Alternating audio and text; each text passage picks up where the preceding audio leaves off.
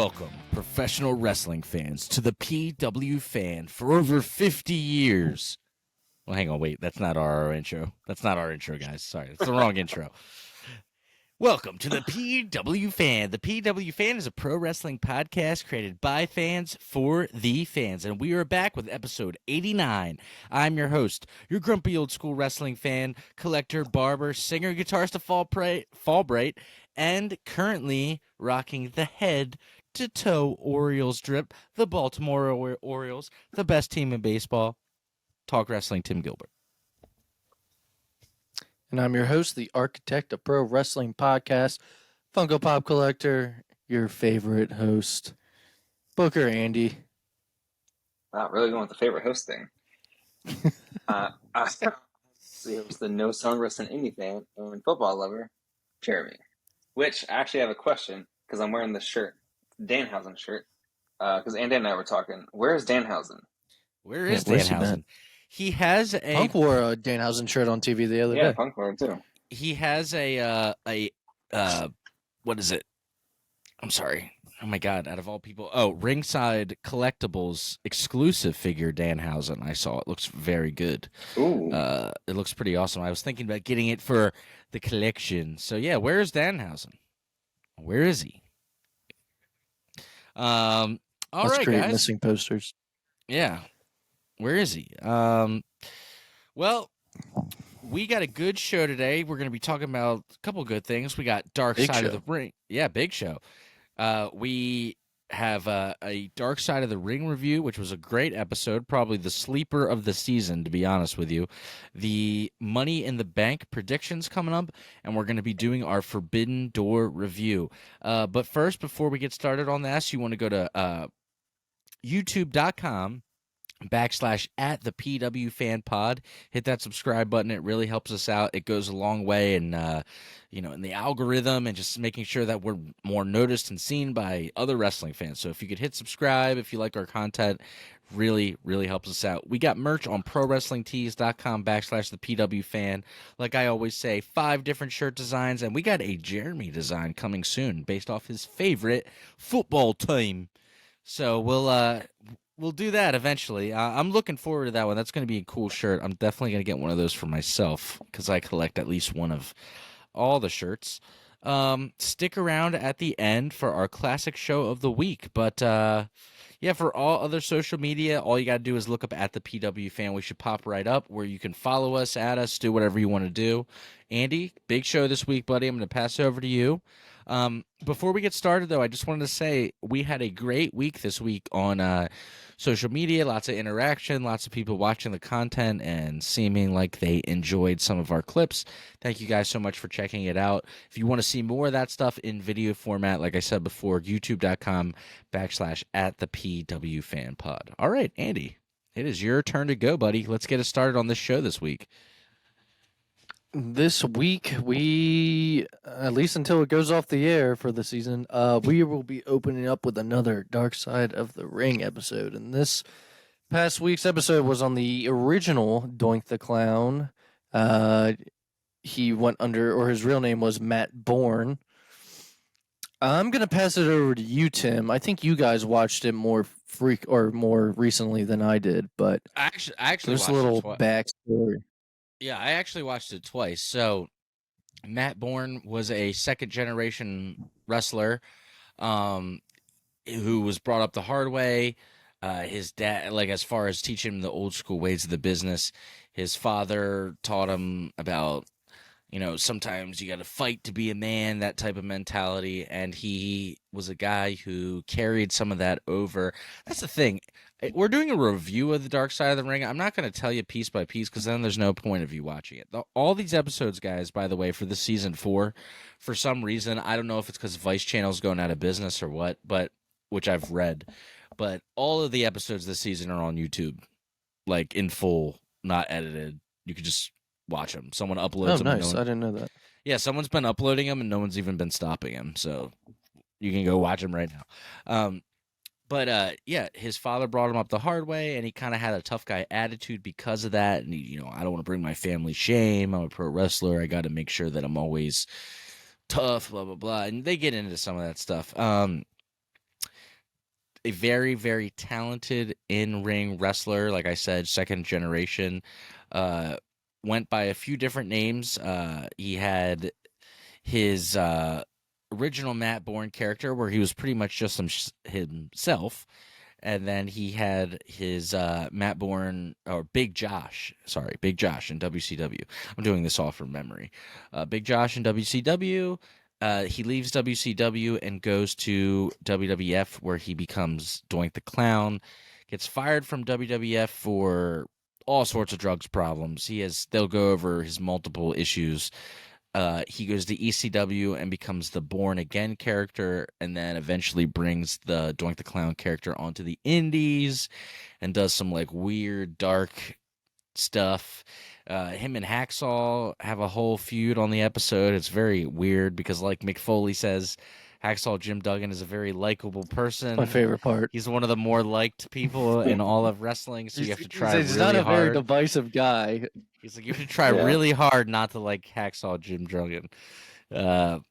So yeah, honestly though, I'm just giving you quick details. Go watch it. Doink the Clown, Dark Side of the Ring, Matt Bourne. It was the sleeper of the season, I feel. I felt like it was the best episode so far.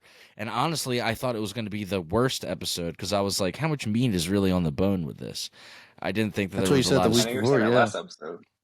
I didn't know. Yeah, I didn't know that Matt Bourne... I had never really heard about all of his personal crazy problems. So that was your wife liked it too. Your wife liked the episode. Yeah, then I watched it again with my wife because we watch true crime and stuff. And that's kind of our thing that we watch together. And Dark Side of the Ring is like the best of both worlds. It's like a little bit of true crime, with wrestling. So we watched that together. And even she was like, wow, this episode's sad. At the end, she goes, well, that was sad. So next week's, or this coming week's episode of Dark Side of the Ring, but next week we'll be talking about it. The Junkyard Dog. The synopsis is one of the first black megastars in wrestling. The Junkyard Dog's journey to the top of the business was marked by addiction and unrealized potential. So we will cover that at the beginning of next week's episode. Junkyard Dog, for anybody who's not familiar, was a huge star in the late 70s and 80s with Bill Watts in Mid-South Wrestling, and then later becoming a big star in Vince McMahon's WWF early 80s stuff. So, yeah, that should be an interesting episode. I didn't know that he was a guy that had a bunch of interpersonal turmoil. I knew that, eventually he faded out. I had read that it had to do with he got really big towards the end and couldn't move around and stuff like he used to. I didn't know that he had a bunch of personal issues, so this should be another interesting episode. I always love hearing about stories that I don't already know. Like, I already knew about the plane ride from hell. And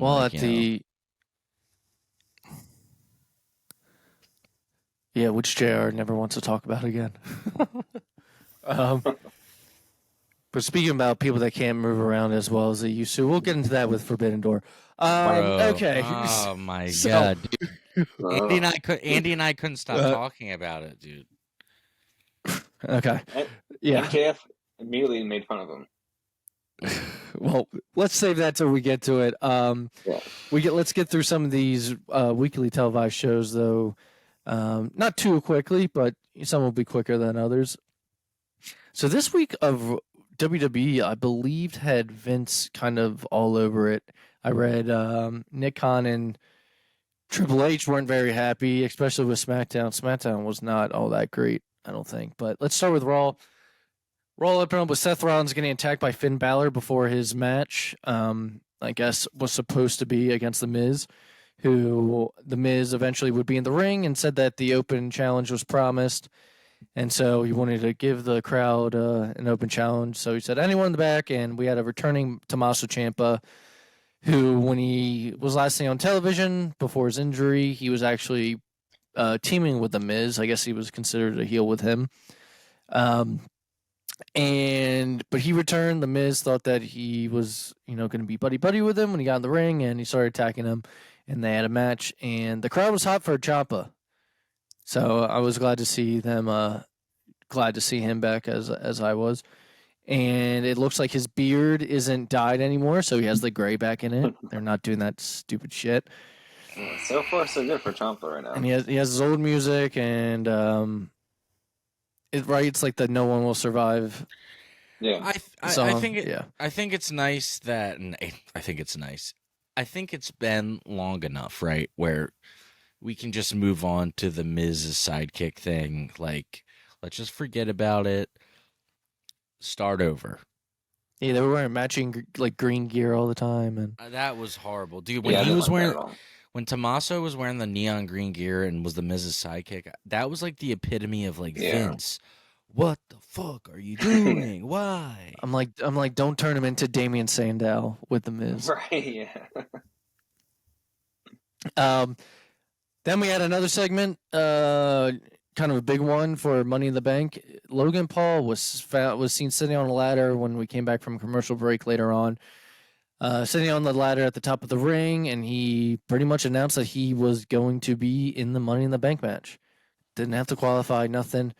Eventually, one by one, the contest or the people who qualified for the match came out. Who got the biggest pop?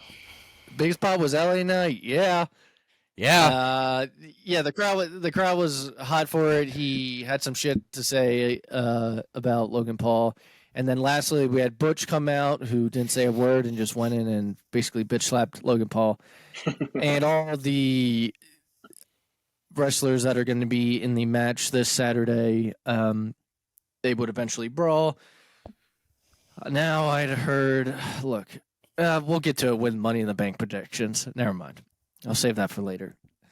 We had a women's Money in the Bank qualifier. Trish Stratus defeated Raquel Rodriguez, which I was surprised that she's going to be in the Money in the Bank match. And then, who, Trish? No, I'm sorry. I thought you said Raquel Rodriguez. Well, she faced Raquel, but she defeated Raquel. So, yeah. But we'll get to Raquel when we get to SmackDown. Yeah. And then we had Cody Rhodes, Kevin Owens, and Sami Zayn teaming up to take on the Judgment Day. And winners were Cody, Kevin, and Sami. So they defeated Finn Balor, Damian Priest, and Dominic Mysterio. Anything to add before we get into Dynamite? Nope. No, Right. I mean, I will say that, Rhea Ripley just popped up on the screen, and she looks magnificent. I'll just throw that in there. Very good. Other than that, we can move on. Yeah, if we don't need another Sky Blue talk or... Sorry. We yell at Andy for the same stuff. So How come I can't be Dom and she's whispering into my ear? That's what I want to know. Dynamite opened up with the Guns versus the Hardys. Look, the Guns don't deserve to have as cool of an entrance as they do. And the one brother has the water, and he goes bang and spits water, and he bangs again and spits water again. Yeah. Their entrance goes hard. I don't understand why their entrance is. The 50 Cent Many Man track again, because that fits so much better. The one time they came out to it. Mm-hmm. But yeah, this match ended with, I was kind of surprised the Guns defeated the Hardys, but Jay White and Juice Robinson would come out and attack afterwards. Then FTR comes out. Rock hard, Juice Robinson. Who Jeremy, Juice Robinson attack. Jeremy, I don't know if I brought this up to you, but turns out a friend of the show, Jim Cornette, big fan of Rock Hard Juice Robinson. Interesting. Oh, really? Prefers him. Very surprised. Prefers him over Jay White. I know.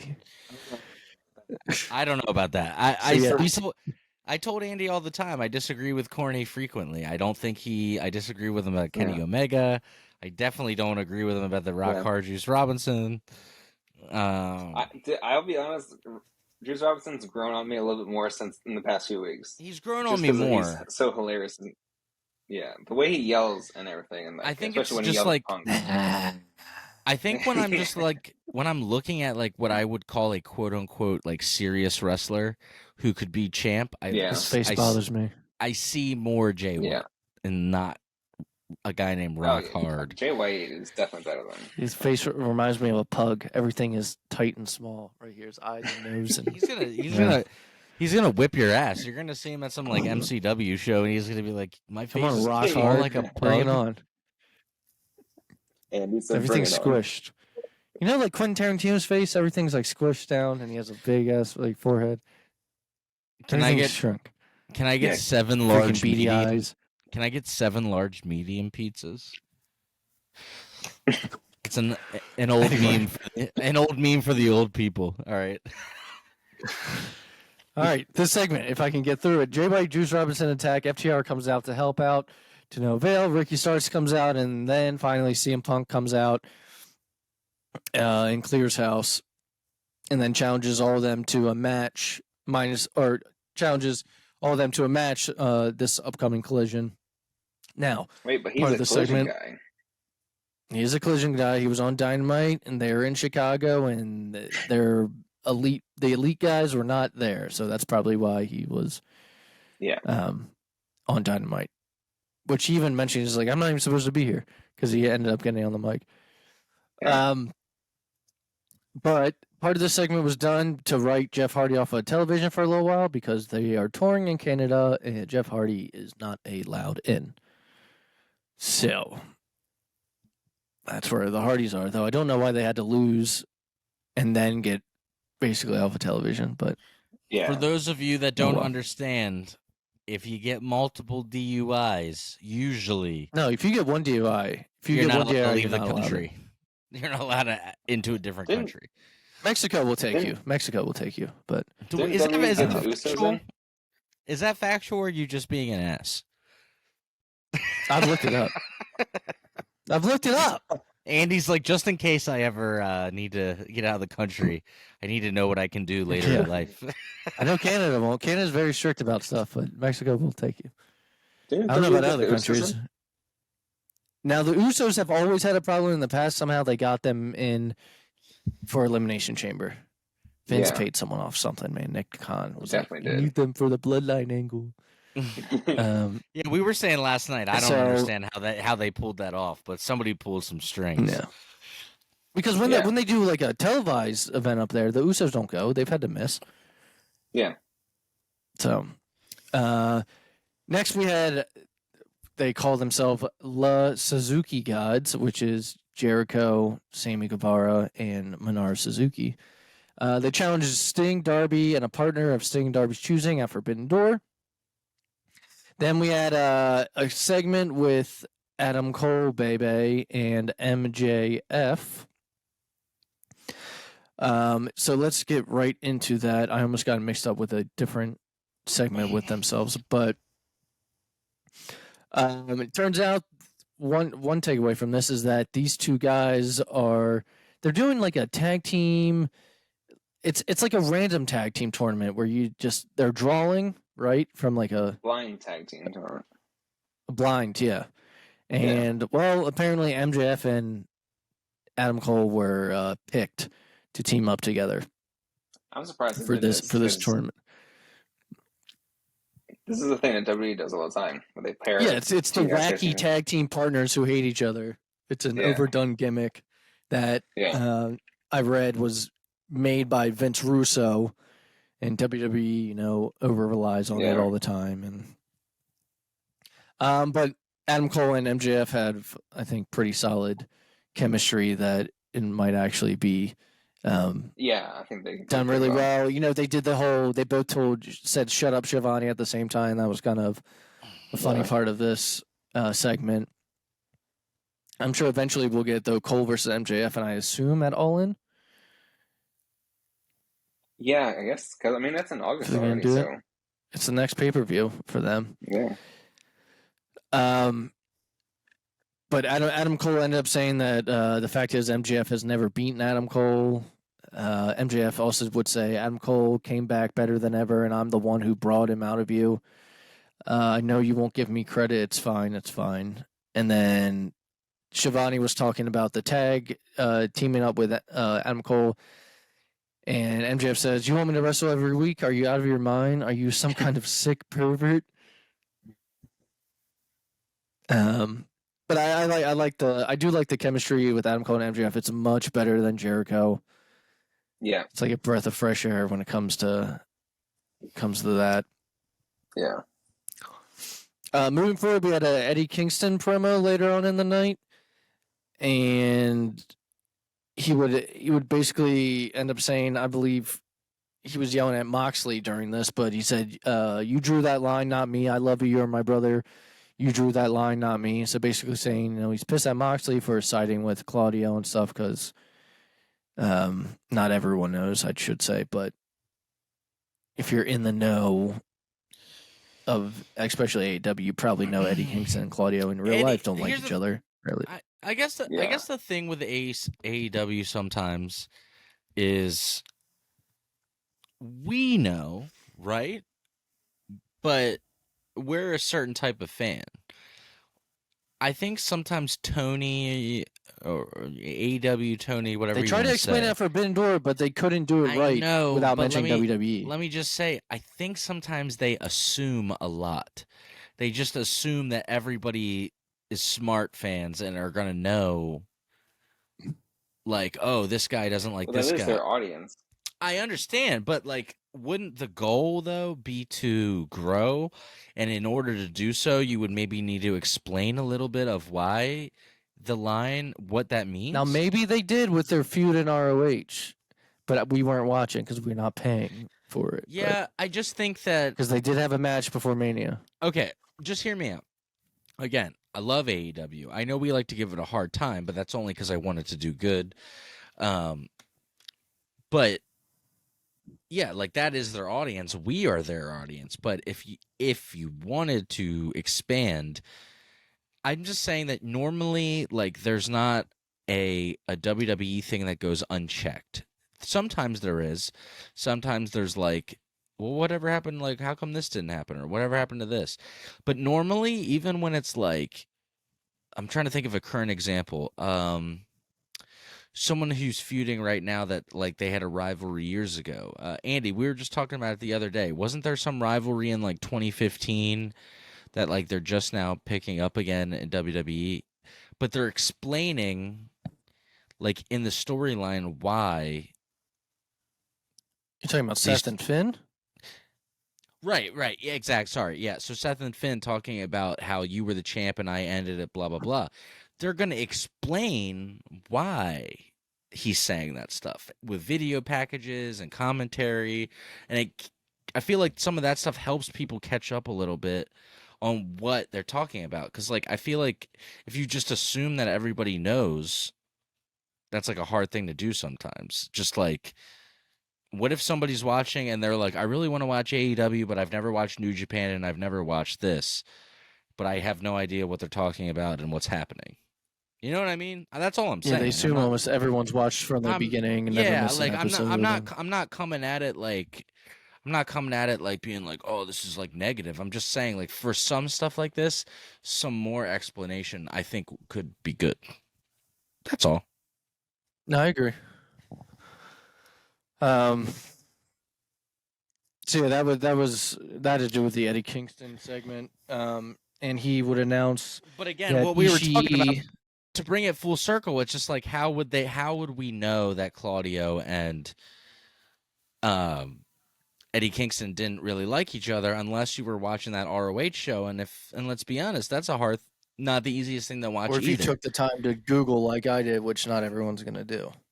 Right. So a little extra, even the commentators being like, they had an issue at this point 10 years ago or whatever. Like, that would have helped out a little bit. Yeah.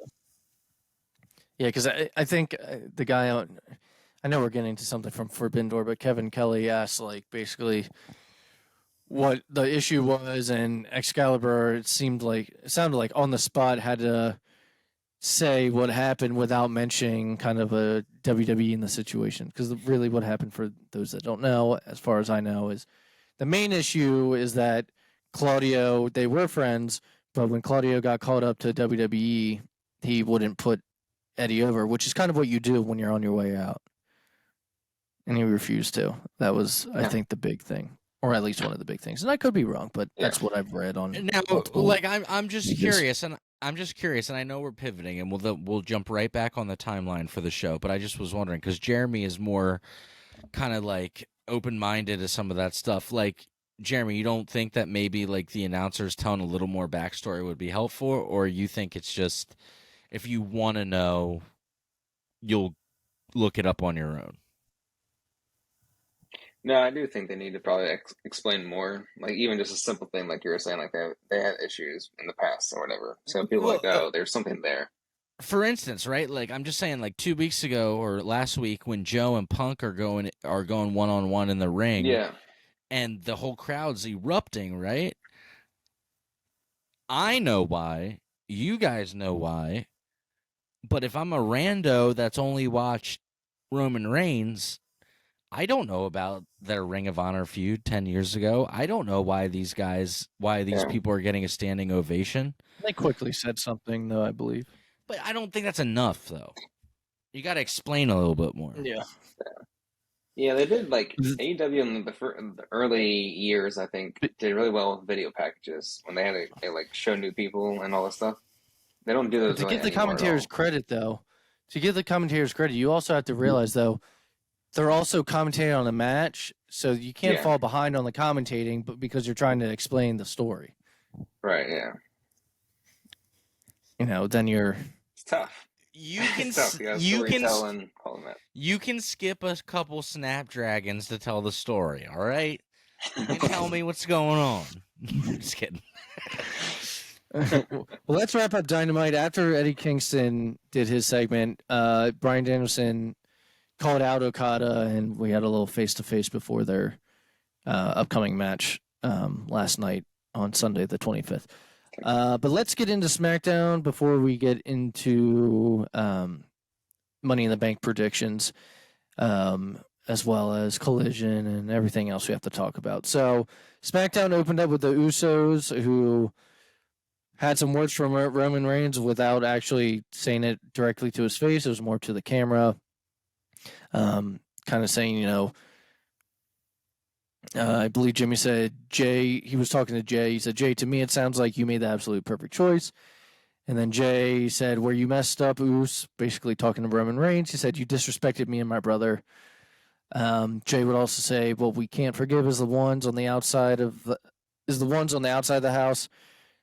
So he was saying, they could forgive Roman, they could forgive Solo because they're blood, but basically put a lot of blame on Heyman, I believe. And then the Usos said, Solo, Sikoa, Roman Reigns, and they said, welcome to the Uso Penitentiary, which we haven't heard in a long time.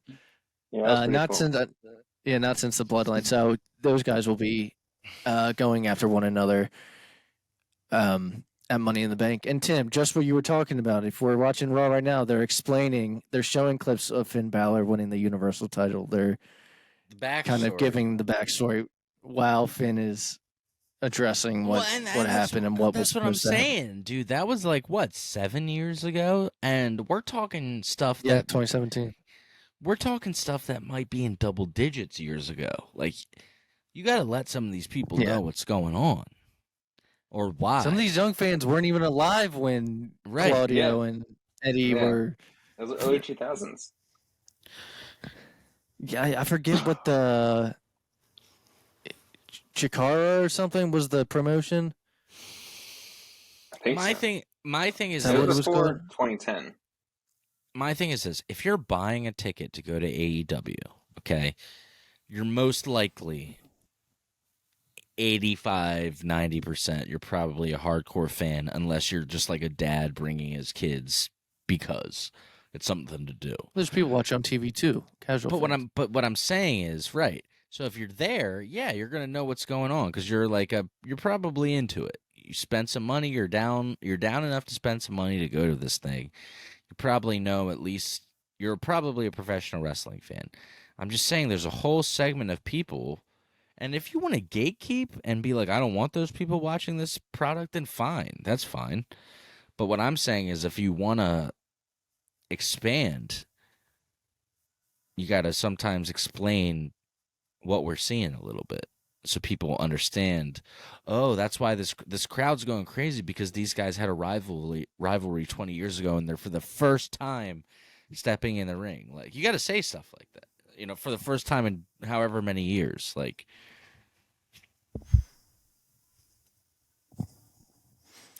No, I get you. It's just, is it extra work they want to do, or they want to keep assuming, or do they really feel like they have to do it? I don't know. I think it's our personal preference, but I think these are just the weaknesses I notice. Again, being a barber, I talk to a lot of people. I talk to a lot of I have a lot of clients who bring their kids in, and their kids are in middle school and, yeah, like late elementary and middle school.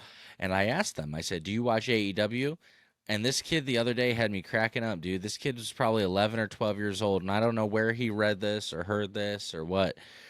But I said, "Do you watch AEW?" And he said, "No, I don't watch AEW." And I said, "Oh, you don't like it?" And he goes, "Well, AEW has the best roster, but they don't know what to do with them." And I was like, dude, this is coming from an 11-year-old kid. So, yeah, you know, interesting. All right, let's push on though, because I think we're just keep talking about how they need to do these stories. And well, Tony, because I was about to literally be like, I'm really into this Finn Balor, Seth Rollins stuff because they're doing a good job of explaining the story. Tony's a big fan of the show. He's gonna make it right. Tony, we need explanations. Yeah, clearly, we need, just a little backstory, my baby. All right. We never talk bad about his product. No. We had a women's tag team unification match. Ronda Rousey and Shayna Baszler versus Isla Dawn and Alba Fire. Ronda and Shayna are the women's tag team champions, and Isla Dawn and Alba Fire are the NXT women's tag team champions. Winners were Ronda and Shayna, who are now the unified tag team champions, and Raquel Rodriguez would come out and said basically she wants her titles that they never lost, as in her and Liv Morgan. They never lost them because Liv got hurt, and then we had a returning Liv Morgan. So I believe we're getting that match either this Friday or at the pay-per-view. I'd have to check my notes, but if it's on there, yes, we are getting that at the pay-per-view. We had Grayson Waller effect with special guest Pretty Deadly. They talk about the upcoming match with Kevin Owens and Sami Zayn, and they talk about the previous Gauntlet match that they won on last Friday, and the Street Profits would eventually come out, leading to a match between the two teams. Charlotte Flair would defeat Lacey Evans, and Asuka would end up attacking Charlotte afterwards. Kind of missed her head with the kick, but Asuka's in a little bit of a heel position. And our main event, I believe, was Sheamus versus Solo Sikoa. Nice hard-hitting match. Winner. There was no winner technically, because the ref rings the bell, because Sheamus was out, I believe, from going through the barricade, which is silly to me that was the reason. I think he got basically speared through there by Solo. But Solo starts attacking Medical, and then the Usos would end up coming out and super kicking Solo and taking him out.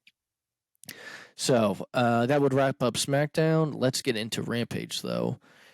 We had an Adam Cole and MJF segment, and if you can believe this, it's kind of crazy to think about when I heard them say it. This was MJF's first ever appearance on Rampage. That's crazy. After all this time, MJF's never been on Rampage till now. I mean, it makes sense, though. Mm-hmm. But he thanks Adam Cole for pushing him to accept the challenge at Forbidden Door, and he ends it by saying, "Partner." And he said he figured he'd do him a solid as his tag partner, so we got Adam Cole booked for a match at Forbidden Door against Filthy Tom Lawler. Adam Cole would end up getting attacked by Tom Lawler and one of Tom Lawler's buddies, and MJF would be at the top of the ramp being like, "Oh no, partner, don't worry, I'm coming."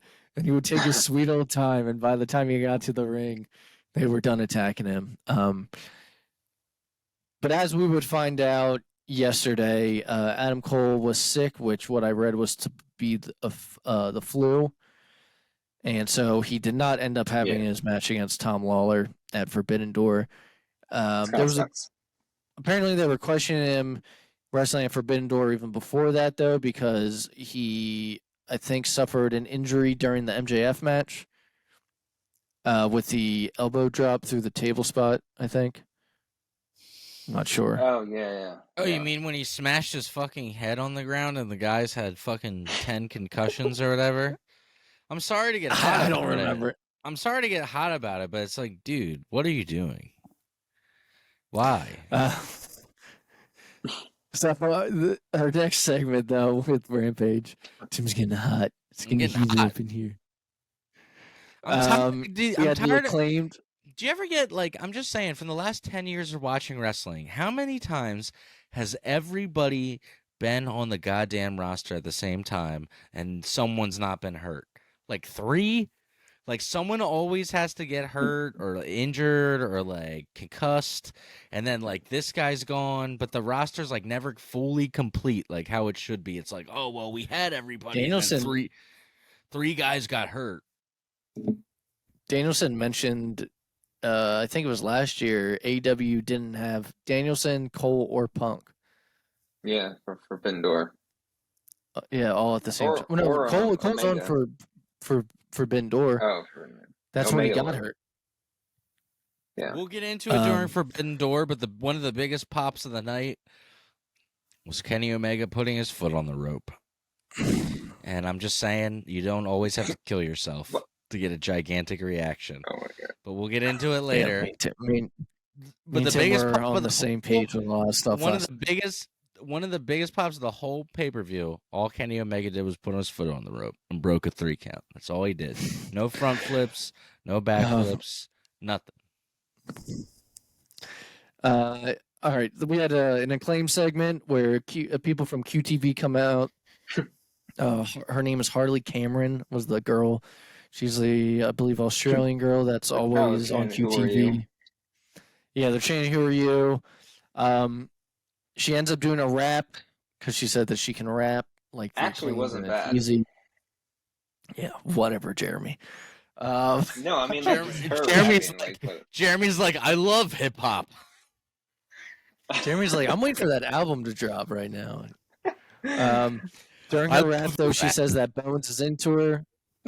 During her rap, she says Bones is into her, and Bones will get on the mic to say, he's like, "I mean this in the nicest way possible. Did you get kicked in the head too many times by a kangaroo when you were a kid?" He says, "Because I don't know if you can see my gear, lady, I'm gay." And the crowd ends up cheering, and then we get a whole bunch of "he's gay" chants. He's gay. He's gay. He's gay. Hold on, Andy. Hold on. Just to take a moment. There was a wrestling crowd chanting "he's gay," and it was a positive moment, which is a huge thing in America. One of the best, coolest things I've ever seen in wrestling. I mean, that is true, but one thing I've always noticed with the wrestling community is that everyone's very accepting with now, like the LGBTQ. No, like the wrestling community, I always thought, of like fans. I mean, have you ever people in general? There's still plenty of people out there that are not, but the wrestling community, I always felt like was very inclusive. The wrestling community in the last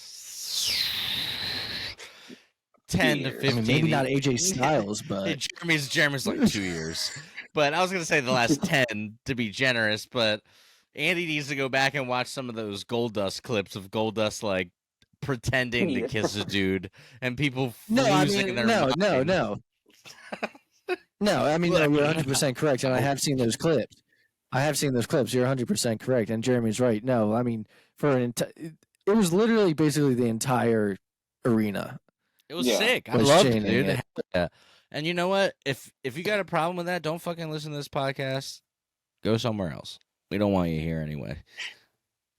I mean, then you have guys who aren't even a part of that community supporting it out there on television, like Punk and FTR, and there's wrestlers backstage that also are, like Sonny Kiss that are actually part of that community that have no problem letting everyone know when they're out there and on the internet and stuff. So, I mean, you're right. It is a very big deal. I think it's cool when people like Sonny Kiss and Anthony Bowens actually do and acknowledge that stuff because they actually are gay. It's not like some weird character that they're like making them play on TV. Well, Where it's like my thing is like, well, hang on, just hear me out. But it's like half making fun of it, like Goldust doing like and whatever stuff, and then like what's his face, Orlando Jordan, who is gay, but they just made him be like. It almost felt like they were like making fun of him in a weird way. Yeah. It's different. It's like I like when someone can just do them, and it's like they're not like making fun of them. They're just like being themselves, you know, or like trying to like play into a stereotype or some shit. You know what I mean? Outside of social media, though, I feel like I don't think Anthony Bones has ever said anything on television except for no. He has a legendary. No on TV. He's never said really anything on television straight up, but he has that legendary picture of him and his boyfriend standing in front of those guys where they're holding a sign that says God hates, and they have the F slur on there. Yeah. And he's giving his boyfriend a big fucking kiss right in front of him, and I think that's badass. Fuck them. Yes. I do want to continue. I mean, I know it's a great thing. I do want to continue pushing forward though through the rest of the show, guys. Because this segment's not even over with though. So after those chants, though, QT Marshall comes out. He ends up saying something about Cody Rhodes or hinting at Cody Rhodes, but with the TNT Championship, I thought he said something about it. Hang on, wait, just real quick. Did we already talk about? Was that last week where Punk brought out the support LGBTQ youth? Was that last week or this week? Andy was that was at the end of Collision, I believe. Yeah. Well, did we talk about last week's Collision? Yeah. Did we talk about Dutch Mantel? How he? No, that guy can go fuck himself though. Yeah. So Dutch Mantel. Yeah, Dutch Mantel was like, "Why would you want to bring up political issues during a wrestling show?" And Brody King. It was Brody King that said something. Brody King is the man and had the best response of all. He said, "I bet you thought black people and women wanting equal rights was a political issue to you, old fuck." I was like, "Yeah, dude, Brody King is the man, dude. Love Brody King." But back to the segment. QT Marshall would end up saying to the Acclaimed, "I liked your act better in 2003 when the You Can't See Me man did it, and he didn't need his head up daddy's ass to get over." And so right after this, one of the mask guys that was out there with QTV would reveal himself to be Johnny TV, aka John Morrison, and he would end up taking out Billy Gunn. So it looks like John Morrison is part of this whole QT Marshall group, at least for right now. Yeah. I'm not really too hyped on it, but yeah. We had an Owen Hart Foundation women's tournament match. Tim's favorite, Sky Blue versus Anna Jay. Winner was Sky Blue. I believe they were in Chicago, so the crowd kind of lost it. You do know why Sky Blue is so over, right? She got a fat ass. All right, moving on. Did we just talk about wrestling fans and being inclusive? Sorry, I had to. We love Jamie's right. We like all ass sizes.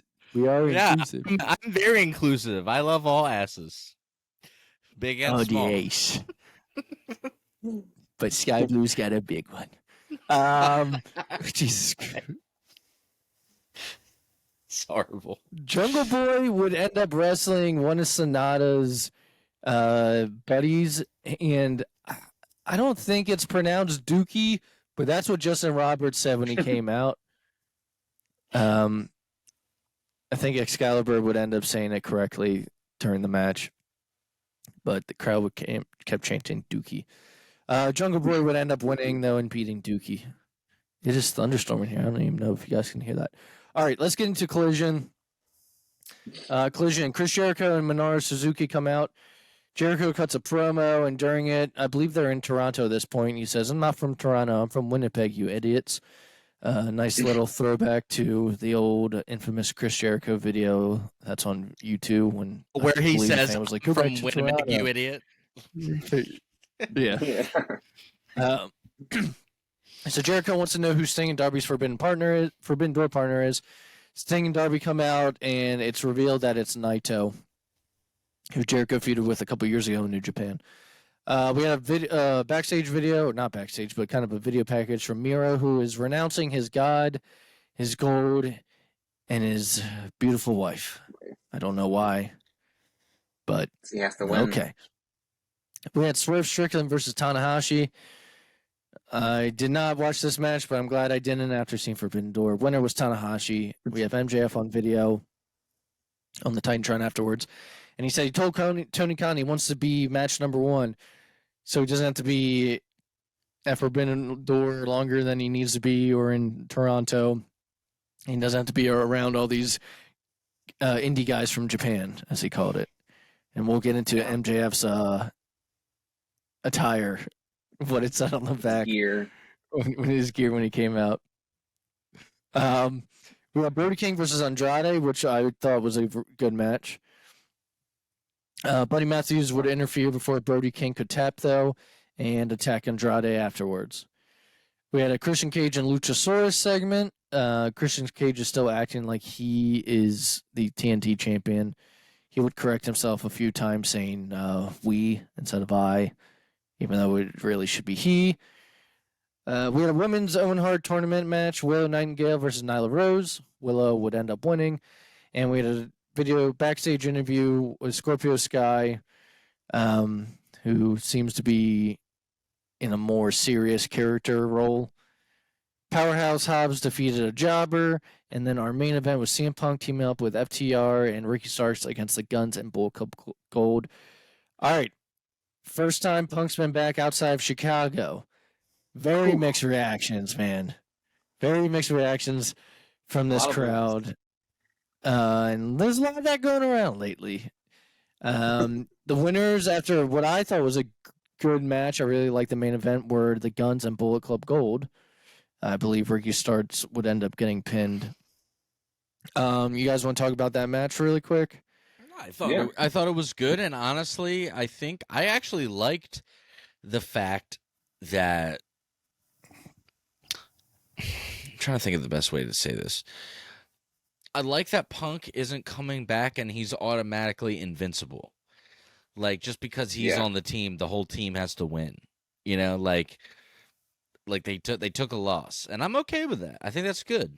It's realistic. They care more about singles losses, I feel like, with guys like that. Yeah. But what I'm saying, it's not like it didn't feel forced. Like, oh, Punk's back, of course his team's gonna go over. It felt natural. Yeah. But I like some Jay White and Punk. I am a fan of that. He posted that. Did you see? He posted just him and Jay White on his Instagram today. Just Jay White holding the Bullet Club gun to his head. It's just the two of them. And I was like, he's hinting at something. I'm in. Yeah, I mean, if Punk's ever be around for a little bit and Jay White signed, you know, who says they can't have a feud later on? Yeah. Until he gets a title again and gets injured. Every time he gets a title, he gets injured, so. Apparently, he debated doing a dive in the crowd that did not like him. Yeah, he don't did do the it. dive. It was like after the show. Don't do the dive. Yeah. Okay. So that wraps up all the televised shows this week. I want to get into Money in the Bank predictions and then Forbidden Door. This is really no specific order. It's just the order I wrote it down. The men's Money in the Bank match: Logan Paul versus Ricochet versus Shinsuke versus Damian Priest, LA Knight, Santos Escobar, and Butch. Logan Paul, unfortunately. Logan Paul. Because I had read a while ago, if you think LA Knight's going to win, you're going to be really disappointed. Unless I see it from a marketing, but from a business perspective that Logan Paul makes sense to get eyes. To me, Logan Paul can bring that briefcase on his Impulsive show, how the one guy, Brodus Clay, brings his title on the News Network. Don't even compare that. Think about Logan Paul brings his briefcase on the podcast, and like Andy's saying, he could look at the camera and say, "I can cash this in at any time." And think about how many people watch Yeah. that. You know, So it makes sense. I'm not happy about it, but Yeah, I hate that it makes sense. I think he'll do some crazy stuff though in the match. I think he'll have some cool spots. It makes business sense. At some point, though, you gotta pull the trigger on LA Knight. He's starting to get The Rock. Not The Rock in his prime, but the Rock when he was starting to get really over. Like people are saying he's a mix of Stone Cold and The Rock. He's getting that Yeah, reaction. I feel like it's too early though for that still. It's too early. I feel like it's still too early for that. Oh yeah. It's too early, but it's never gonna. He's never gonna get anything if you don't do something. You got to pull the trigger. Yeah. But right. I mean, if you are a person that actually listens to the crowd reactions, you'll notice when all those guys came out for Money in the Bank, especially Santos like Escobar, they don't really give a shit. But when LA Knight came out, he was the only one that really got a good reaction. Yeah, Logan Paul on Raw.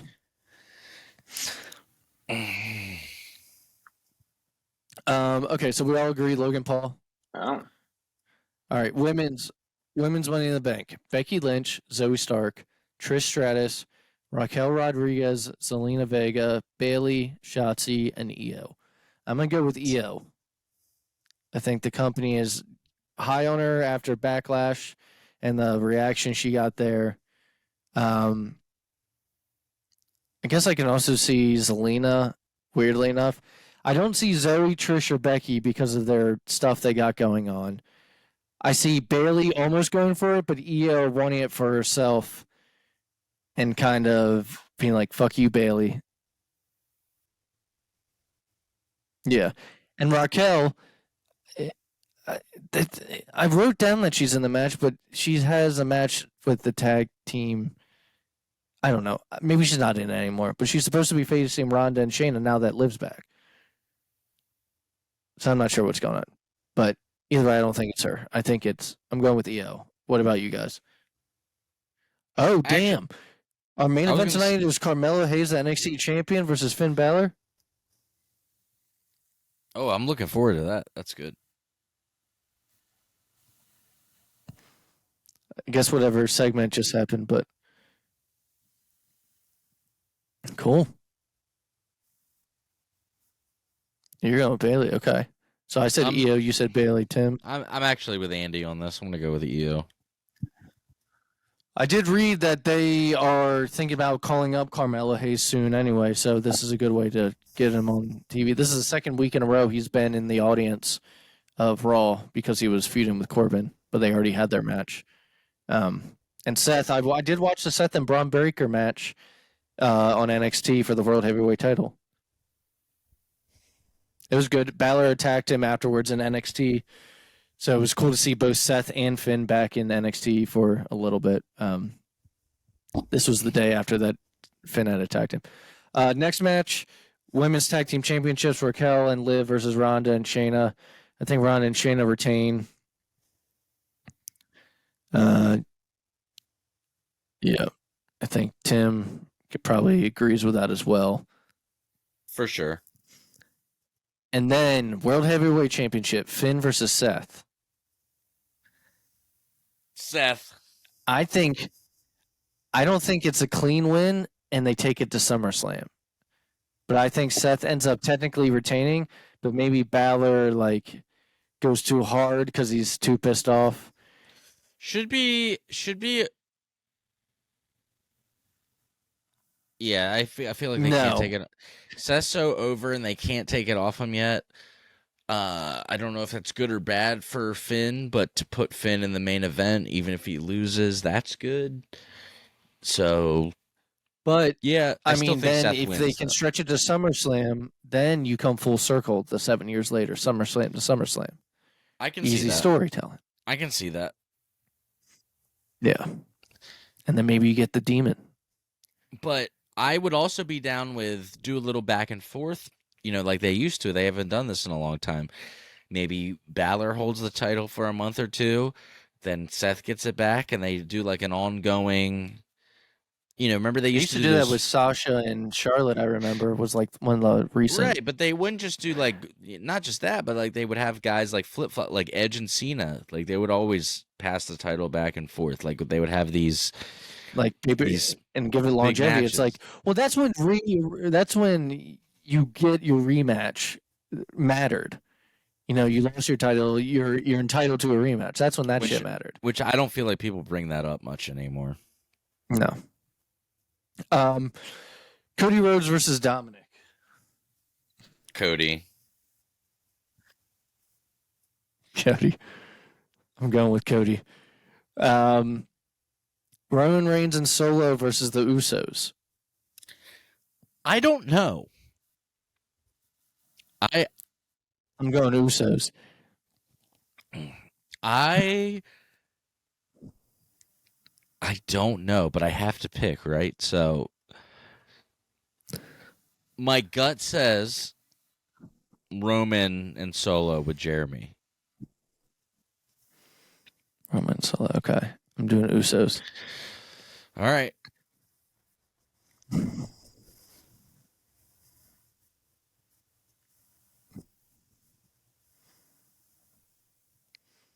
Hey, when's Roman ever going to defend the championship? I was thinking maybe SummerSlam, Roman and Jay go at it for the championship, but The problem is, and we've been saying this on multiple episodes for the last year, is there's no one.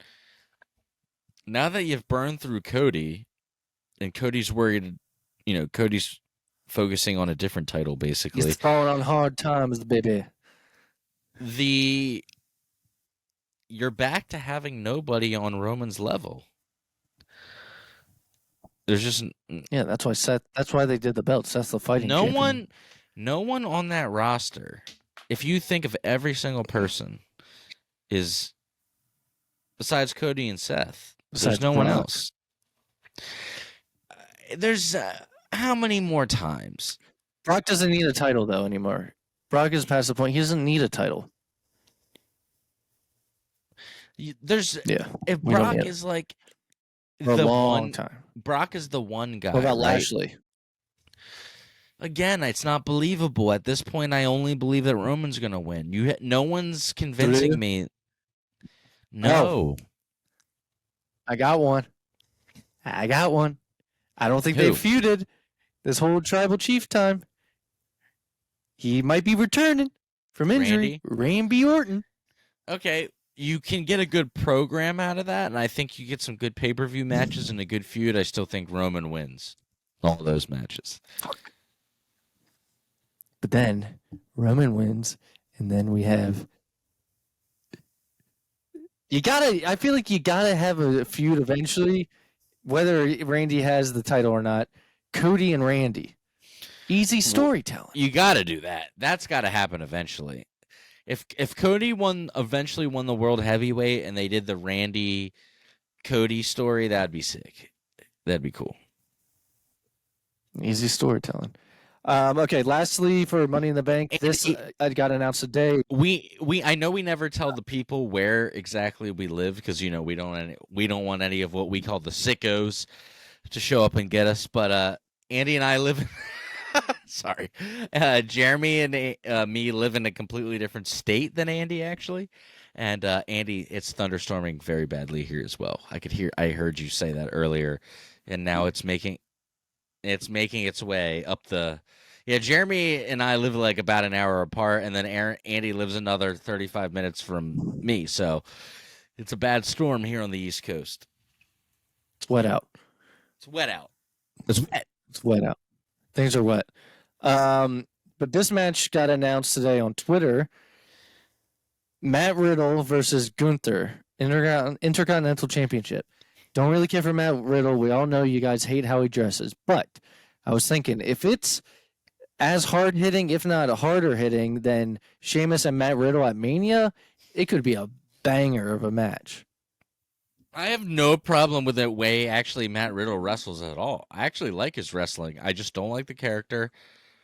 I don't like how he barely seems to take things seriously. And just after last week, we just are noticing that he's butt-ass naked now. So, Oh my Because he doesn't have any pads or boots. But he doesn't. You know what it is? He doesn't wear the fight shorts anymore. He went full speedo. Yeah, he went full He went speedo. undies. He used to have him go down the quads a little bit, like more like shorts. Like Now he looks like a toddler running around because he has no boots or shoes or socks or elbow pads or knee pads.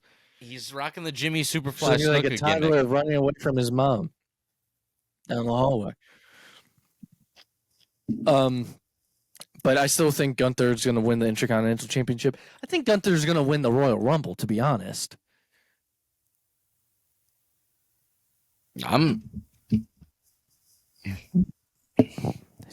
No, they're really high on Gunther from what I've read over the past couple months. Gunther and LA Knight, even though LA is, and he says he's not. I mean, if I had to pick a second, yeah, LA Knight. He said that he's not your For typical. Rumble. He says he's not your typical 40-year-old, but I think that That's why they wanted him to be the manager for Maximum Male Modeling, because once fucking Vince stupid. heard his age. whatever. It's like, what? You have plenty of guys in their 40s on the roster. AJ Styles. AJ Styles came to WWE at like 40. AJ Styles is like 65 years old at this point, and he's still. I'm not saying LA Knight is any AJ Styles wrestling talent wise, but I'm just saying.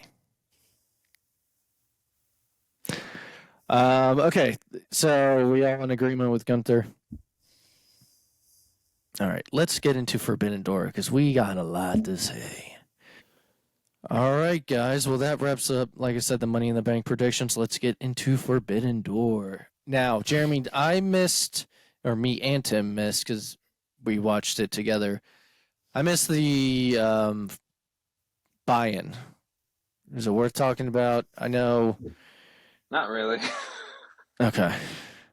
I know we had someone against someone named Billy Starks. It was a girl match. I think it was a. She was Who did she 18 years wrestle old. though? Athena. It was for part of the Athena. tournament. Do you remember who won that? Athena did, yeah. But I was Okay, so Athena moves on. Billy Starks was 18 years old and she was that good already. Yeah, I remember when they were advertising it that she was like, they were like, she's amazing for, can't believe she's only 18 years old kind of thing. Was there another match or was that it? There was 3 matches, so including that one. So Oh, there was Jesus. one with Bad Friends, or I guess Chaos they call them. And I don't know, I forget who all was in. Let's just some get of these into the matches. main show. Yeah, they weren't All ready right. for it.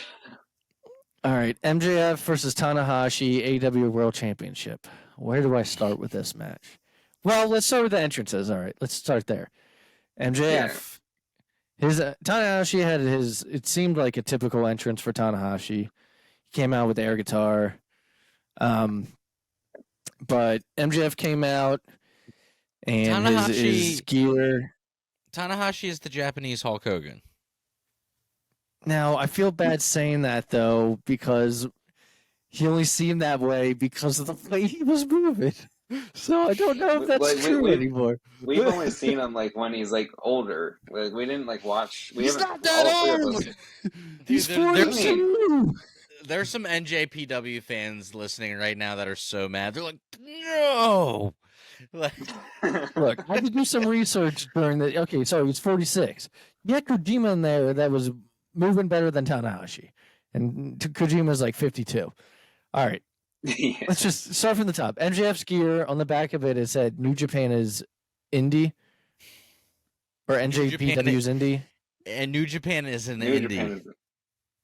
Japan is indie. Okay, now Tanahashi, the man looks like when he's in the ring, he can't. I'm really not trying to make fun of him because it's horrible. I looked up stuff. It looks like he has.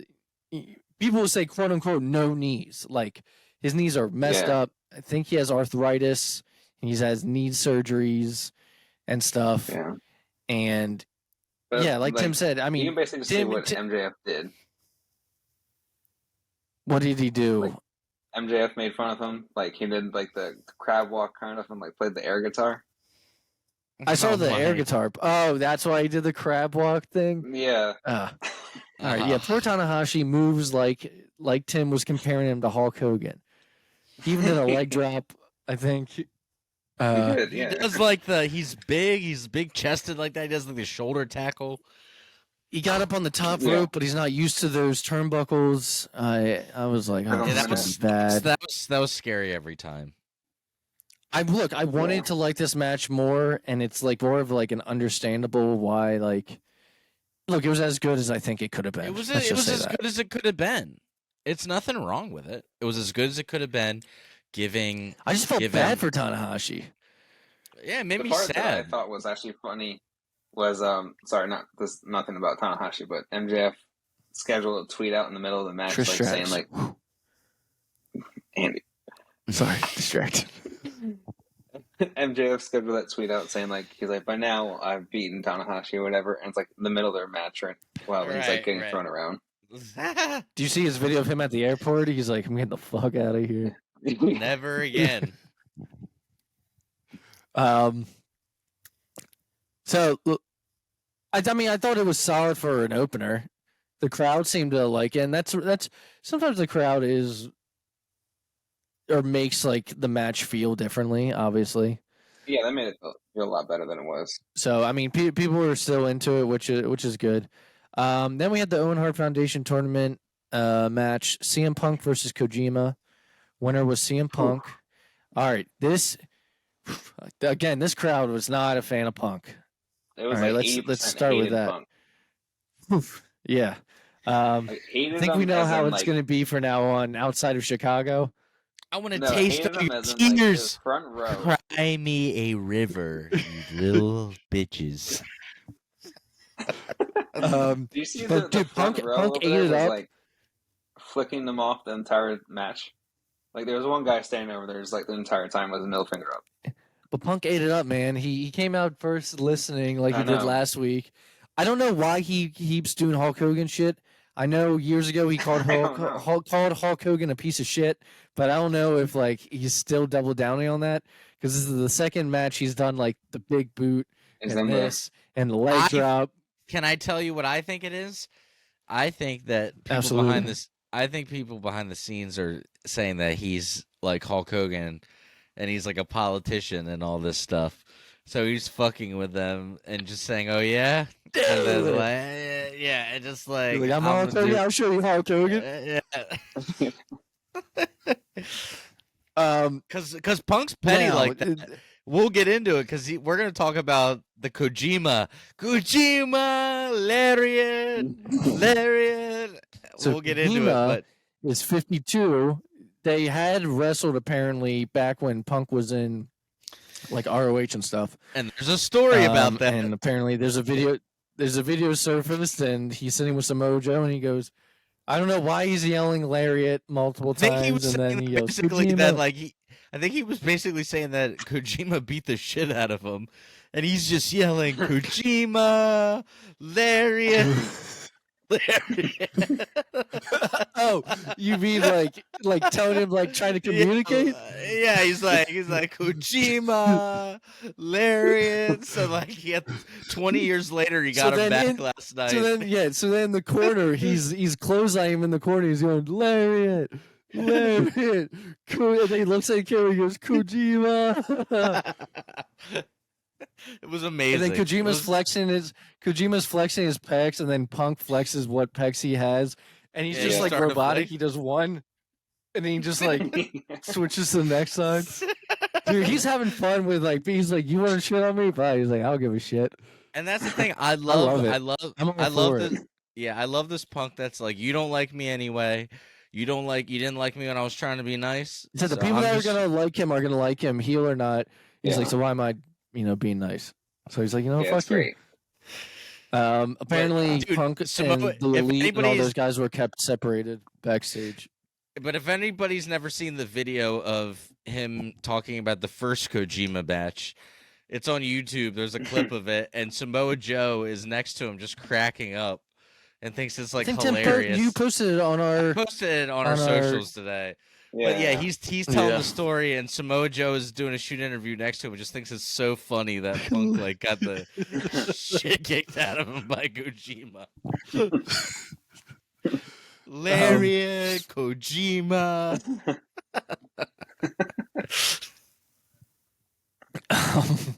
All right, so yeah, Punk was the winner, though. I mean, I'm saying Punk goes all the way. I still think it gets down to Punk and Samoa Joe. I think Jeremy, you thought it would get down Yeah. to Punk and Starks. At the final for it. Yeah. Next match. Oh God. Okay. I'm gonna try to be nice about this match. I'm sure some people thought it was amazing. Shibata versus Orange Cassidy versus Zack Sabre Jr. versus right. Daniel Garcia. We need to Fatal say four-way something. AEW International Championship. We need to say something right off the bat.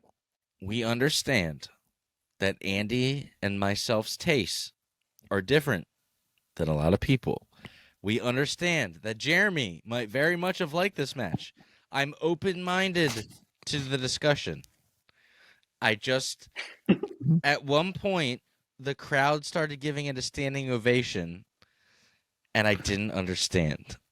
And I'm hoping that someone can explain it to. And I'm just hoping someone can explain Jeremy, it to explain this to us. Explain it to us. I don't understand. Which part did they give us? Okay, I don't like it. Me and Tim, we don't like it when, say, one guy does. I call it testing your strength of just like going back and forth, or one guy does a suplex, and then the next guy does a suplex to another guy, and it's like a chain of suplexes, different people, And they just or they do pass the same each thing other with around. Chop. You just pass it around, and everyone's like standing up, and me and Tim were just like, "Why are you standing up, clapping right now?" All they did was all Because then, suplex each but then when it came to Kenny and Will, we're like, "This is what you should be standing up and clapping for." And that's the thing. People are like, "Oh, Tim just like Jim Cornette and like stands whatever he says." No, dude. Andy and I were freaking out during the Kenny Omega match. We were like, "This is wrestling," but like, I did not understand. No, what I really liked about the match, I liked Zack Sabre Jr. Yeah, He stood out to me. I like Zack Sabre Jr. He did this match, yeah. I liked the last couple sequences with him. I thought they were really good. We did say that we liked the last few minutes of the match. We thought those were good sequences. But there was like some stuff where they all just passed each other around and suplexed each other, where everybody is getting up and like. Fatal four ways got to be hard. I'm not a wrestler, man. I'm not a wrestler. Fatal four ways have to be hard. All right. I'll just say, you know when the match was good? The match was good when it was 1-on-1 for a little bit, and other people were either on the outside. Yeah. When you had one guy going against it, but it got silly to me when it's like a chop fest or back and forth, like going around in a circle, punch each other kind of thing.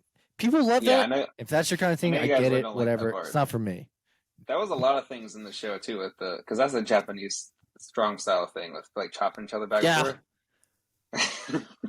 Yeah, there was a lot. There was a lot me and Tim did not like during this. We just want to. Why in every match did you have to do the chop test of strength? Every single match we counted. They all did the.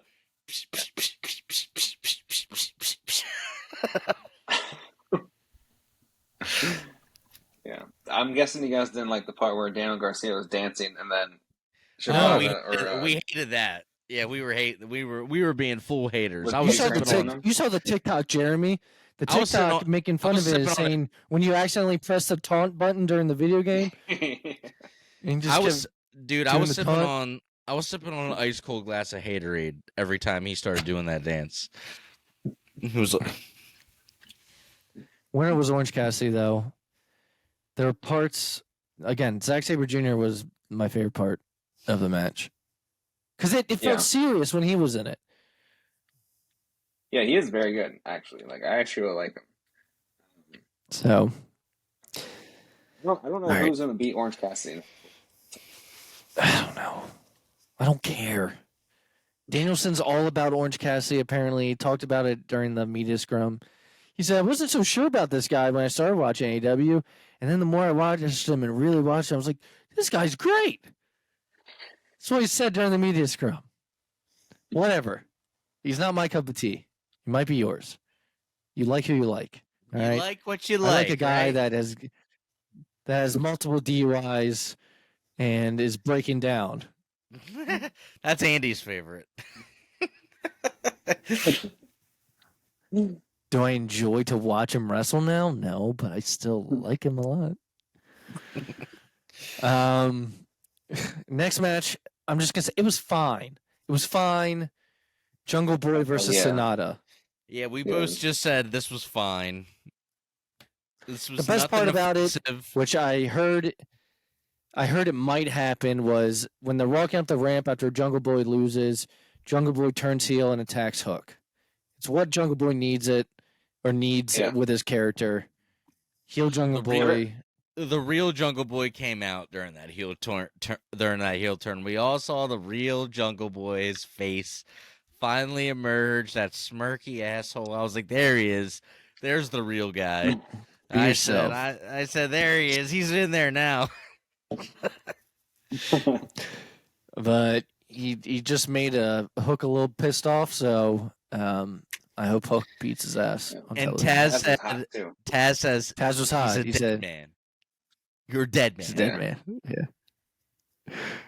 He's like, yeah, you don't know what you just did. And I read that he might turn. I also read that I think they're planning, and I think she needs it, a heel turn for Bianca at Money in the Bank. I think she needs it after all this time. Yeah, I think so. Okay. Oof. Speaking of things I don't like.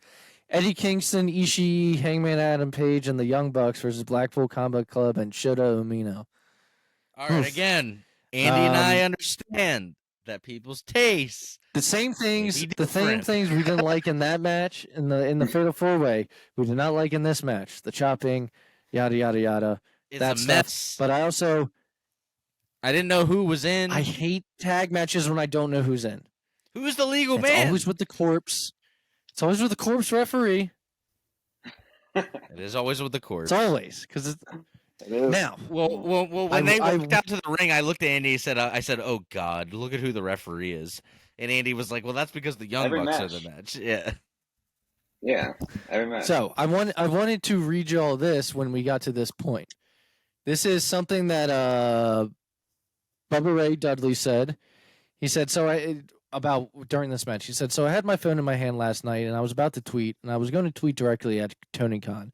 I was going to do one of my Dear Tony tweets, but I decided not to. I'll say it here. I hope, in between producing the show last night and scrolling through social media, that Tony took the time to take the headphones off and listen to the people when it came to Eddie Kingston. You had a boatload of talent out there last night, but 15,000 people were chanting Eddie Kingston during that match. Eddie Kingston is your star, Tony Khan. Eddie Kingston is your star, Tony Khan. Eddie Kingston is your star, Tony Khan. The way he talks, the way he does the thing he does, I don't care about his matches not being perfect. I don't care about Eddie Kingston walking like he has 2 broken ankles that never healed the right way because, oh, by the way, I think he has 2 broken ankles that never healed the right way. I don't care that he has a belly. I don't care that he's pasty white. I don't care that he's unshaven. He's real. He's as real as it gets. If the Danielsons of the world and the Omegas of the world are your pro wrestlers, and if Jerichos of the world and the OCs of the world and Darbys of the world are your sports entertainers, because they have gimmicks, Eddie's your credible guy. Eddie's your Dusty and your Terry Funk. Eddie is the guy that when he talks, you believe in more than anybody else.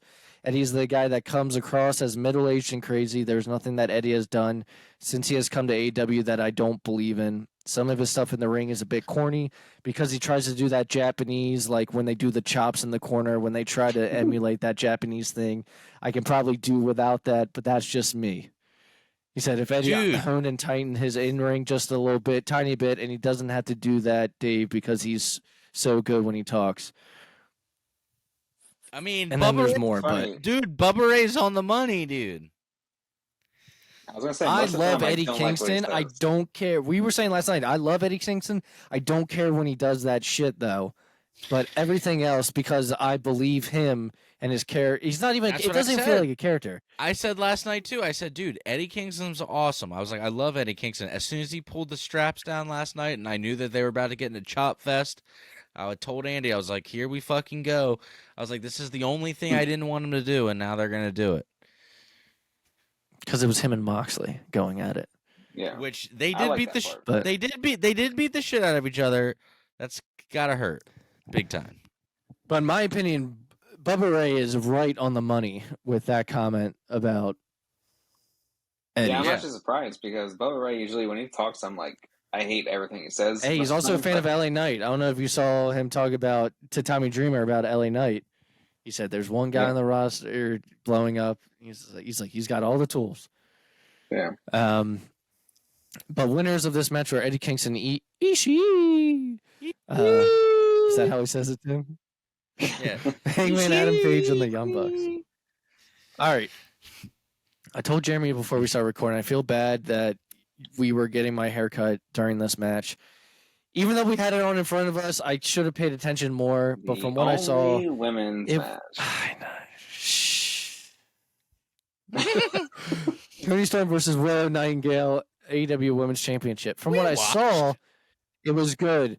But our focus wasn't 100% there.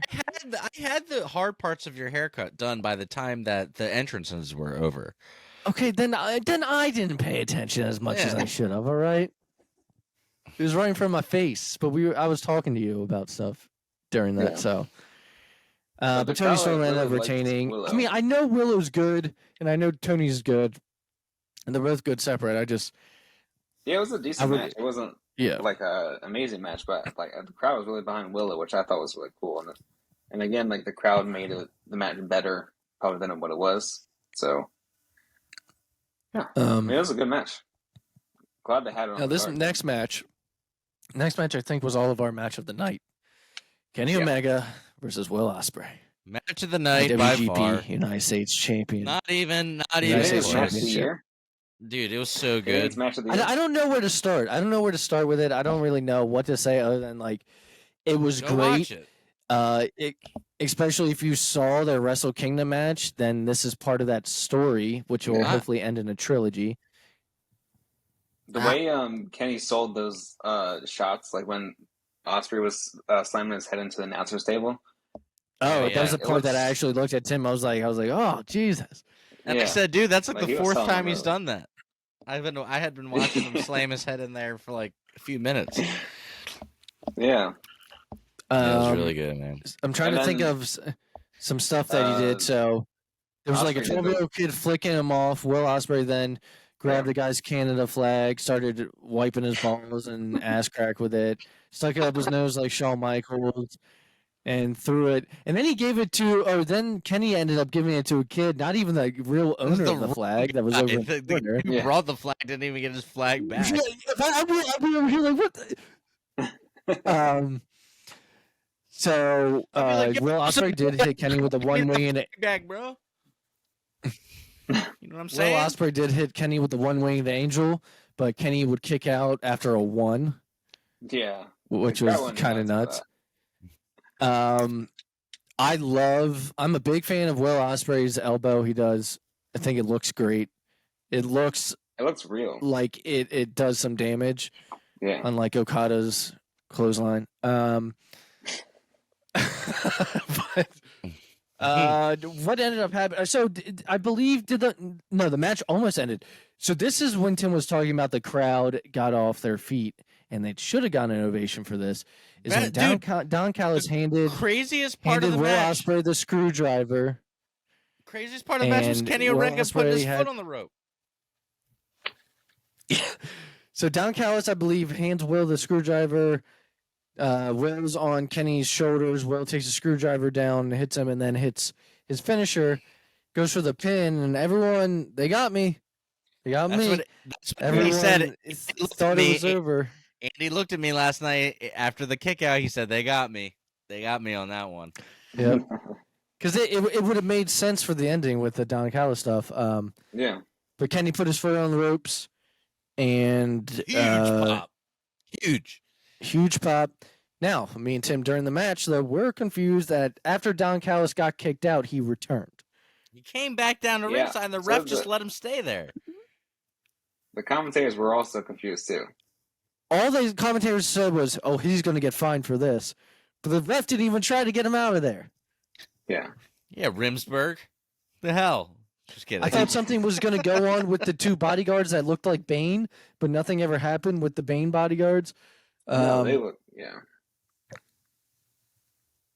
I'm trying to think of some. I mean, both men were bloody. They beat the shit out of each other for a little bit. Yeah, that's crazy. The tables turned. The tide turned back and forth between the two. I thought the match was awesome.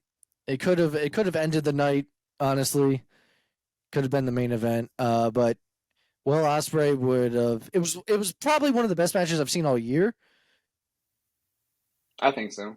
I can't think of every match I've seen this year, but this is one of the few matches that actually had a story to it, though, because of their previous match, and if you know about their beef in the past, this actually had a story. I'm trying to think of anything maybe in particular that I would put that so far. I mean, we still got some. I mean, we're not even close to Christmas. We got a lot of the year left, but so far, I would say I think this is my match of the year. Yeah, I think so far. It's for me, yeah.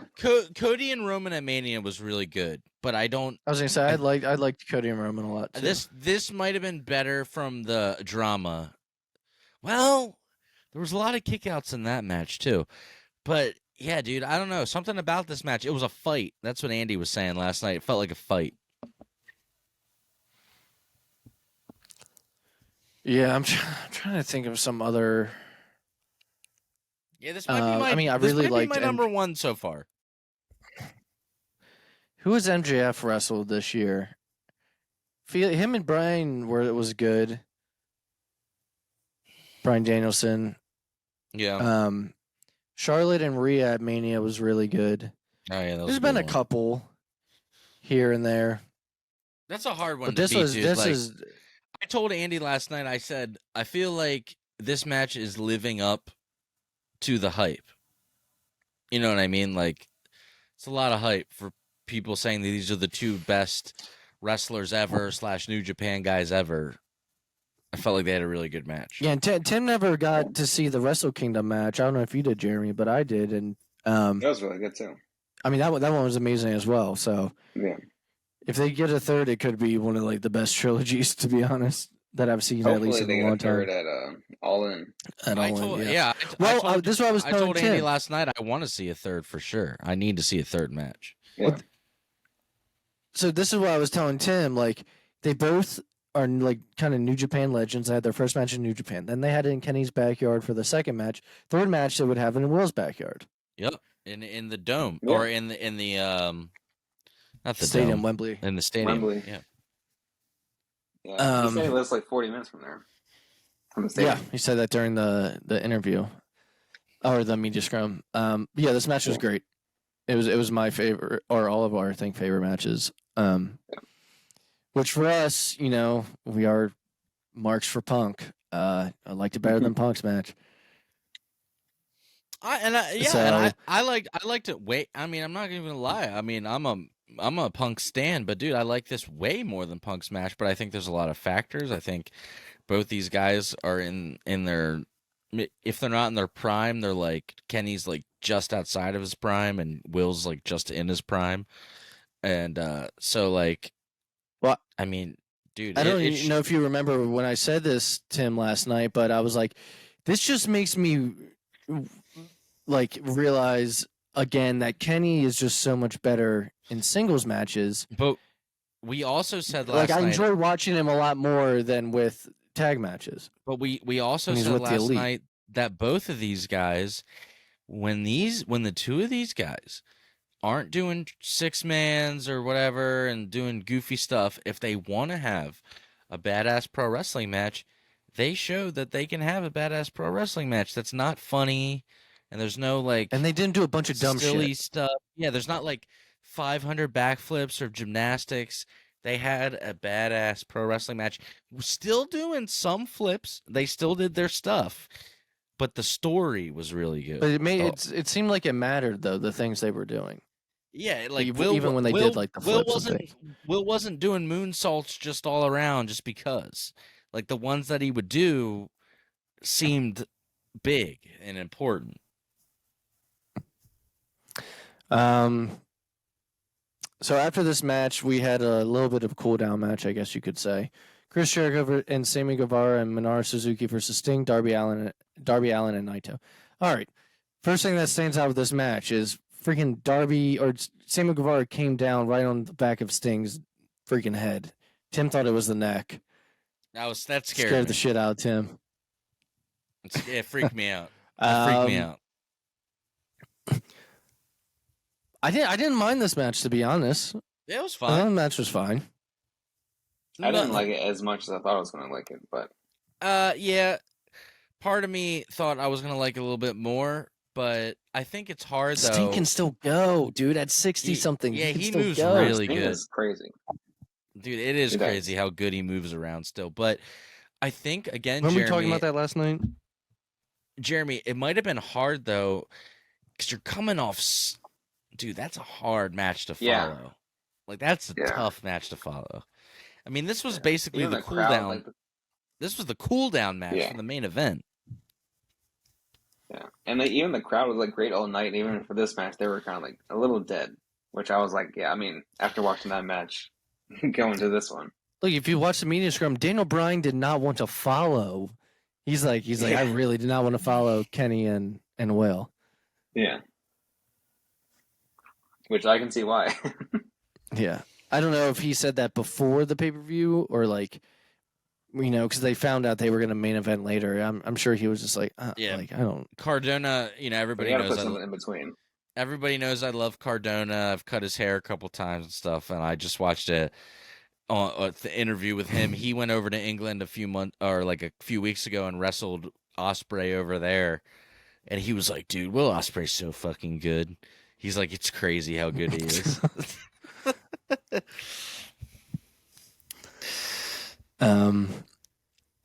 So yeah, I mean the winners of this match are Sting, Darby, and Naito.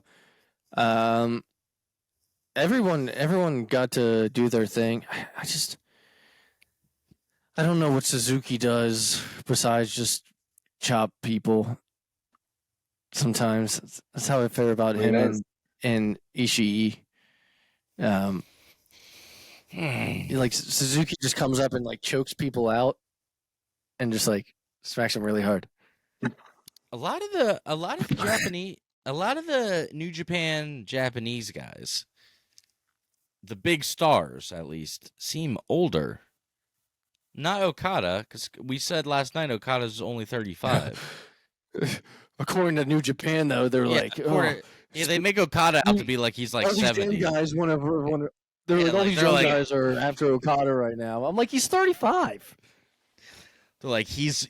I mean, I guess if he's been around since he was like 17, yeah, he would be old. But Even Finn's in his 40s, but yeah, even during this Danielson match, the one commentary guy was like, "It's been a while since Okada's faced someone younger than him." oh my god, I'm like, so he's crazy. not old. Or he's Or Yeah. older Kenny's than him. older than him. Like it's like Or annoying older. though, because as someone who's turning 33, I'm like, bro, what the fuck? I'm like, he's not old.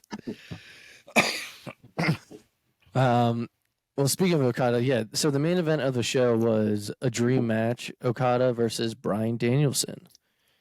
Now, I will say the winner of this we'll say the winner and then we'll talk about the match. The winner of this was Bryan Danielson. I did not see Okada losing. I thought they'd want to protect him. I was shocked. The betting shocked odds, that if you he- were allowed to bet, the betting odds were for Okada to win.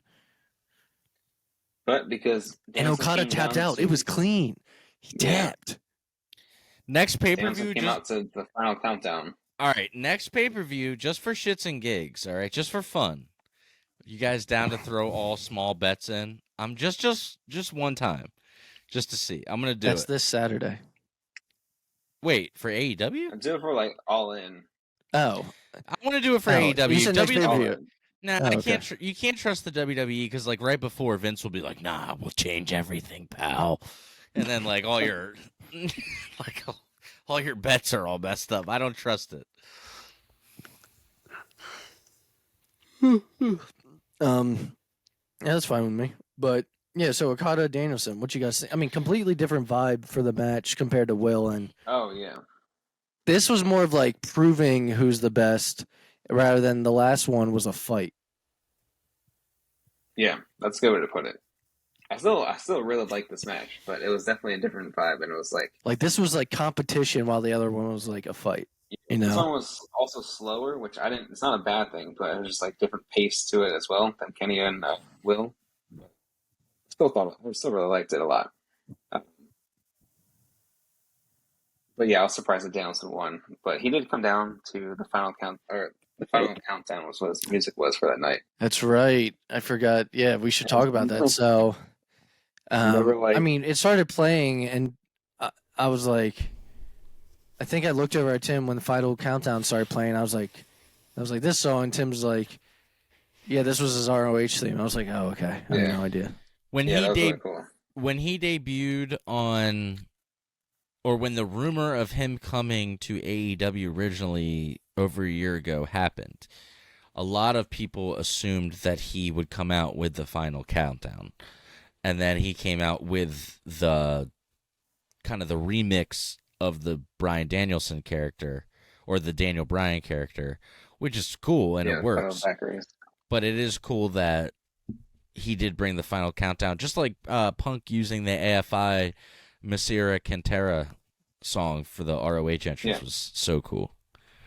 I mean, apparently to Tony, that song costs almost, basically, he said, a wrestler's contract. Yeah, the final countdown? If he would have it.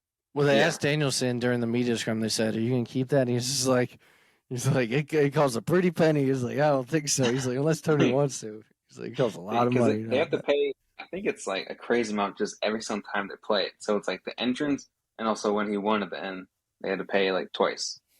So during ROH time when he was actually in there, were they just like not giving a shit? They were just like, exactly. We download music, and neither did. It was on TV. Yeah, and ROH Tyler Black used Roderick Strong's "Music Now" that he uses, the Killswitch song. Oh, he did. Okay. Seth Rollins used to be, for those who don't know, WWE Seth Rollins used to be Tyler Black in Ring of Honor, and he used the Killswitch. Tim actually saw song. Tyler Black. Yeah, I went. I had my ticket over there. It was actually the night Jerry Lynn got inducted into the ECW Arena Hall of Fame, which that was cool. I was there for that. But I love when wrestling uses real mainstream songs. I think it's cool. I think it adds something to it. Just expensive. That's why WWE has their whole basic recording studio. I guess. Well, that's the thing. Like, there's there's things that people don't understand. Like, people will be like that guy, the Sandman from ECW, right? The Sandman. People will be like, how did this guy get so over? They see these videos. He just has a kendo stick, and he's smoking a cigarette, and like all that stuff, and blah blah blah. And people are like, I don't get it. What they're not telling you is he also used to walk down to the ring to Enter Sandman by Metallica, so the fans would get fucking hyped up. You know what I mean? Like, yeah, like there's, I get it. Like, people used to put like Paul Heyman apparently used to put unlicensed or put licensed music illegally all the time to his people's entrances, and just since they were under the radar, no one ever said anything. You know, like. Yeah. You can't do that with a national televised show. Yeah. Well, so before we close out, is there anything you want to say specifically about the Okada-Danielson match? I thought it was a great. Live up to the hype. I thought it was a great match. I thought it hard to follow Kenny. I don't think it lived up to the hype. And for somebody who listens to all of Cornette's pods, and I know Cornette hates Kenny Omega, I would be very surprised if he didn't at least give the Kenny and Ospreay match its props. It was so good, and that's not taking anything. It's not taking any away from Okada and Danielson and Danielson. It's just, I don't know, man. They just were like on another level. Do you think? What if Kenny and Will wasn't on the show? It would have been the best and match. And you had of the Okada night. and Bryan. Right. But I also think that would it have been viewed differently because you're not subconsciously comparing it to what you just saw? Maybe, but also crowd. But yeah, for sure. But then also, like, the crowd wouldn't have been burnt out. Oh yeah, true. Yeah. Probably could have opened with Danielson and Okada. It's kind of funny with these main events now when they have these 4-hour shows, because the main event kind of always has a dead crowd almost. or not as like lively crowd. I mean, Mhm. Like 4 hours or 4.5 hours in. the one time that all three of Tim finally us, stayed up. yeah, the one time that all three of us went to Dynamite together, I mean, that was a long Yeah. fucking night. That was a long night. We Yeah, didn't so even stay for stay through Rampage. Rampage. And like, I can't imagine being at a pay-per-view all the way till midnight with an hour drive home, maybe more. They also had the buy-in beforehand. Yeah. So it's really 5 hours if you watch the whole show. Yeah, and it's just by the end, long time. especially after the fans, because I feel like the fans save their energy to give to what they feel is the best match, and I think they gave that Or they got a energy. second win because they couldn't help it during that match. Yeah, and I feel like Yeah. they gave their best energy to the Kenny and Ospreay match. Yeah, I mean, that crowd was really good for most of the show. But yeah, I mean that's all I got to say about Forbidden Door. Unless you guys have anything to add, Tim, you can take us out with your classic show of the week. Yeah, that is it for me for this week. Let's or that for me. I like the. I want to say this. That So is it I for did us. like a lot about for. I do want to say this. I did like a lot about Forbidden Door, and there was a lot of things I didn't like. But overall, I'm glad I watched it. The good was really good. Yeah, I definitely recommend going and ordering this show for sure. It's hard to have a perfect pay-per-view. It's really, really hard. So my classic show of the week this week is a little different, guys and gals. It is not a show. I one night stayed up this week. I was randomly just on a wrestling kick outside of what we normally watch, and I saw this documentary on YouTube, and it's Vampiro.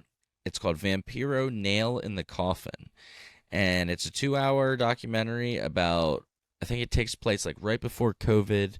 It's about the wrestler Vampiro, who's Canadian, and it talks about a story of him moving from Canada to Mexico to become a huge superstar and then going to WCW and his career. But then it also focuses on him being a dad now, and he has a 16-year-old daughter who he's trying to make sure that she has a good life, and he moved her to Canada from Mexico, and he works really, really hard.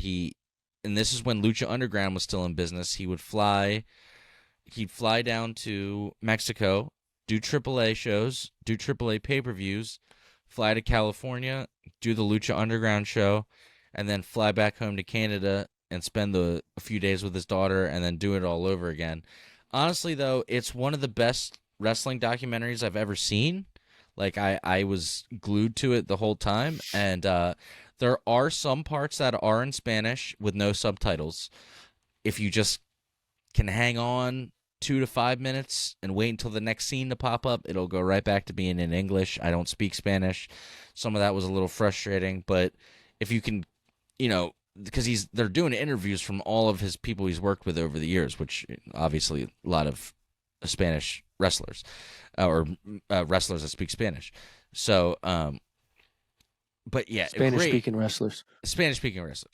But absolutely, absolutely fantastic documentary. I did not know that Vampiro was as great as in AAA, he runs the cameras, he runs talent relations. He's the one that's saying, zoom in on his face, like right after like a big move happens. Like, he controls everything, and it was very, very fascinating just how intense and how passionate he was, and the love he has for his daughter as a dad, and how he says that his daughter always comes first before wrestling, and he'll try to FaceTime her. Like, you'll see him in the documentary, he tries to FaceTime her like 4 times before the main event starts because he just wants to like catch up with her real quick. But highly recommend. Not exactly a classic show of the week, but Vampiro: Nail in the Coffin documentary, actually absolutely fantastic. Guys, next week we're going to be back with I do want to say one thing. So next week we will be covering Money in the Bank, but our episode next week will be out on Monday, not Tuesday. Yes. Episodes dropping on Monday this week. We got a little bit of it's summertime, guys. We got plans, we got things we got to do. We got to enjoy family time. But the episode will be out on Monday. And it's going to be episode 90. Can you believe that we are 10 away from episode 100? Very cool. I'm And excited. we're less than that from 2 years. Yeah, it's wild. Thank you guys so much for joining us, for almost 2 years, and it's been really special. I love both of these guys so much, and this is one of my favorite parts of my week is getting on here and talking about weekly wrestling with them and sharing it with you all. So we will see you back next week with episode 90. Hope you all enjoyed episode 89. Hey, and don't forget, follow us on social media at the PW Fan. We need your guys' help with that. It really helps us. Have a great week, everybody, and we'll talk to you next week.